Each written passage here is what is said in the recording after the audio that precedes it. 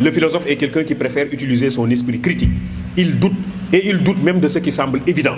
Parce que ce qui semble évident n'est pas forcément évident. Il faut toujours se poser des questions, il faut toujours douter, il faut toujours soupçonner. C'est pourquoi on parle de la philosophie du soupçon. Il faut soupçonner, il faut se poser des questions. Un couple a vécu pendant longtemps sans avoir d'enfant. Et le couple avait fini par adopter un chien. Et le couple avait entouré le chien de tendresse, d'amour et d'affection comme si c'était son bébé. Le chien était bien traité, il était heureux. Malheureusement pour ce pauvre chien, quelques années plus tard, la femme est tombée enceinte et a mis au monde par la suite un joli bébé. Et à compter de la naissance du bébé, le couple a commencé à délaisser le chien, à marginaliser le chien et à ne focaliser désormais son attention et son affection que sur le bébé. Le chien s'est senti trahi. Un jour, le couple s'est mis sur la terrasse pour prendre une croûte. Au même instant, le bébé dormait en bas dans le salon. Le chien était aussi en bas dans le couloir à côté du salon. À un certain moment, le monsieur se rappelait que le bébé était en bas et que le chien était aussi en bas. Il a pris rapidement les escaliers et quand il est arrivé à hauteur du couloir, il s'est aperçu que la gueule du chien était tachetée de sang et que le chien était en train de ronger un os. Le monsieur entre dans sa chambre, prend son revolver et tue le chien.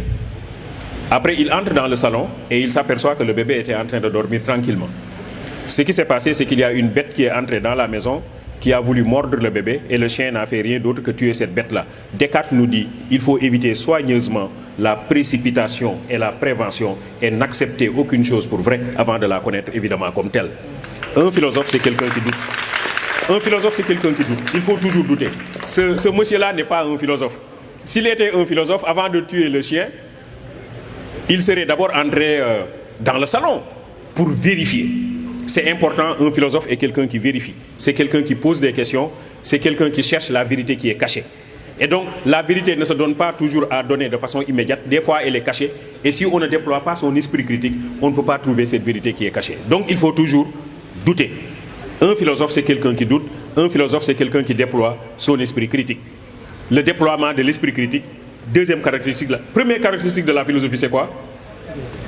C'est quoi? La première caractéristique? L'utilisation de la raison. Elle nous permet de nous distinguer du non-philosophe qui suit aveuglément la masse. Vous vous rappelez?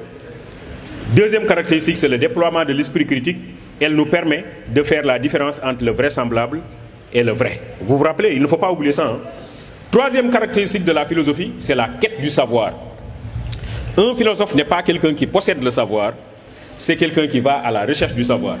Tout ce que je sais, c'est que je ne sais rien. Mais puisque je ne sais rien, qu'est-ce que je dois faire? Je dois chercher le savoir. Le non-philosophe, par contre, est quelqu'un qui ne cherche pas le savoir parce qu'il pense qu'il détient le savoir. Donc le non-philosophe est plutôt un dogmatique. C'est quelqu'un qui croit qu'il connaît tout. Et puisqu'il connaît tout, il n'a pas besoin de chercher le savoir. Le non-philosophe ne sait pas, mais il ne sait pas qu'il ne sait pas. On se comprend? Il ne sait pas, mais il ne sait pas qu'il ne sait pas. C'est pourquoi il croit qu'il connaît. Le philosophe, par contre, ne sait pas, mais il sait qu'il ne sait pas. Et c'est pourquoi il va à la quête du savoir.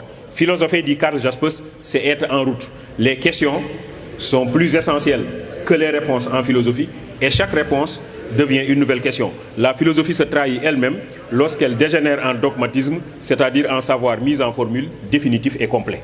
Donc le philosophe n'est pas quelqu'un qui possède le savoir définitif, le savoir complet, il va à la quête du savoir. J'ai parlé de trois caractéristiques de la philosophie. Premièrement, c'est quoi? L'utilisation de la raison. Deuxièmement, l'esprit critique. Troisièmement, la quête du savoir. Alors on prend ces caractéristiques et on les compare à la science, on prend ces caractéristiques, on les compare à la religion. C'est aussi simple que ça.